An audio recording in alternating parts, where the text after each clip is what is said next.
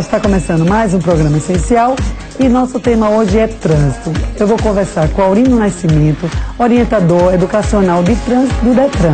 E vamos conversar também com o professor Marcos Pucarrori, que desenvolve um trabalho muito interessante para quem tem medo de dirigir. Então, não sai daí, que o essencial está só começando.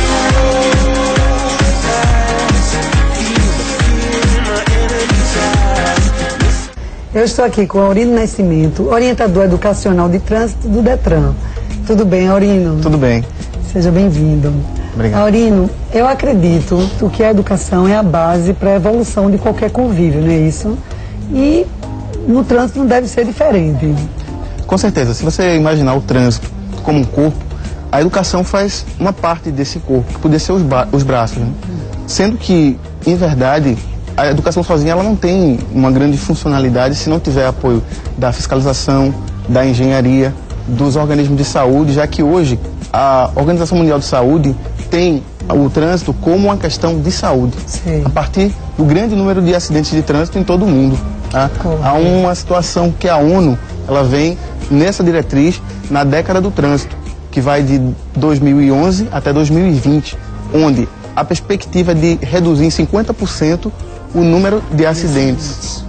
Aurino, me fala um pouco dos principais problemas relacionados com a educação no trânsito. Inicialmente, a questão da distância. Nós temos muitos municípios, né, entre os educadores, nossa equipe de educação, são 8 técnicos que têm a responsabilidade de levar essa educação de trânsito. Facilitaria muito se os municípios fizessem um pouco a sua parte nesse sentido, na municipalização da educação de trânsito dentro das suas instâncias, como a legislação pede. Haja vista em que a gente trabalha com multiplicadores. Nós damos treinamentos a partir de convênios com a Secretaria de Educação e aí a gente vai para o município trabalhar com coordenadores, com professores que irão multiplicar ante os seus alunos os princípios da educação de trânsito, que é importante salientar, na legislação de trânsito as pessoas confundem muito isso, não pode se ter na educação de trânsito como disciplina, segundo a legislação. Na verdade, ela tem que ser transformada num tema local. Sim.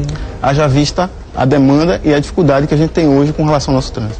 Já no aspecto, no que concerne ao condutor, você pode perceber, eu fui agente de trânsito durante algum tempo, hoje eu sou analista de trânsito, mas as infrações mais decorrentes eram a questão do avanço de semáforo, você tinha também a questão do uso do cinto de segurança. Muitas pessoas usam... fundamental. Pois é, usam cinto de segurança como se fosse a faixa do Vasco da Gama, né? Bota por cima e não prende o cinto. Isso não tem função alguma. Isso é verdade. Não é? Na verdade.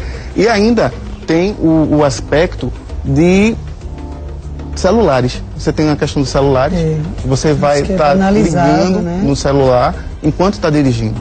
Há pessoas que acham que isso é possível, porque elas conseguem manter a atenção mais fácil, né, dentro de um contexto. Só que isso estatisticamente não é viável. Não é viável. Né? Porque você está sempre com uma situação de trânsito que, dentro da condução defensiva, você tem que ter muito cuidado com o outro, né? O que a pessoa pode fazer na frente.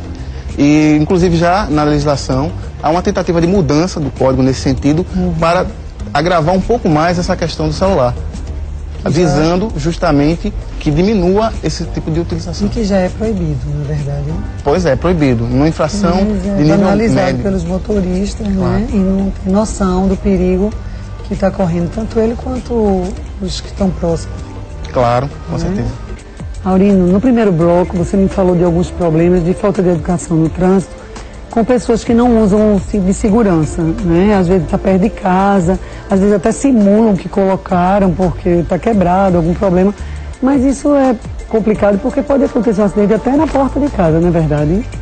Pois é, Silvinho. Para você ter uma ideia, estatisticamente falando, a maioria dos acidentes de trânsito acontecem na saída de casa e na chegada de casa. Justamente por essa condição. Você se sente numa posição muito de conforto e aí acaba tirando o cinto e ocorre confiança também, justamente, né, essa condição, não é? Então é muito perigoso isso, até porque numa colisão existem 3 colisões com relação a essa questão do acidente. Veja bem, num primeiro momento o veículo ele vai colidir com um corpo estranho. Internamente o seu corpo ele vai ser alçado no efeito de chicote para a frente, na vazão de velocidade dessa colisão.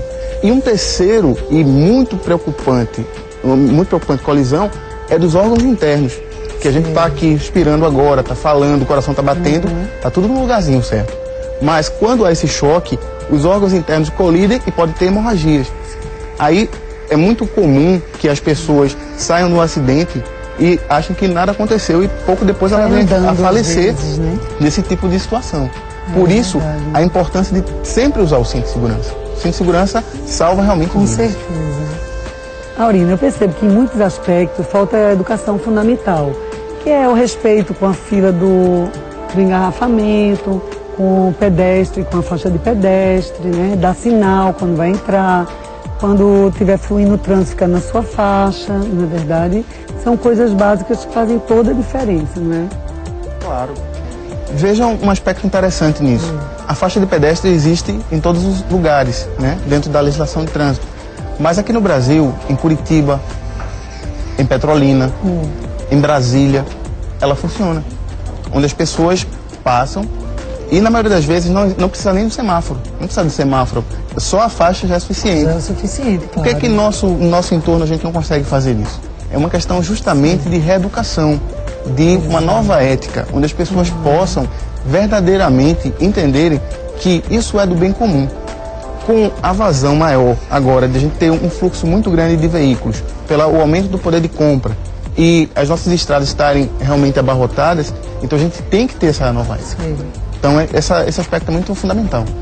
Bom, e foi no meio dessa guerra do trânsito que nosso repórter Bob Mergulhão foi parar. Vamos conferir a matéria? Caetano Veloso já disse em uma das suas canções: que pensamento torto, quem para e espera o verde é que é chamado de boçal. Hoje nós vamos conversar com algumas pessoas e descobrir o que elas acham dos condutores de veículos, como eles estão se comportando no dia a dia do trânsito infernal. A Blitz do Trânsito descobrindo o que o mau condutor de veículo anda aprontando por aí. Estou ao lado do Ricardo. Ricardo, você conduz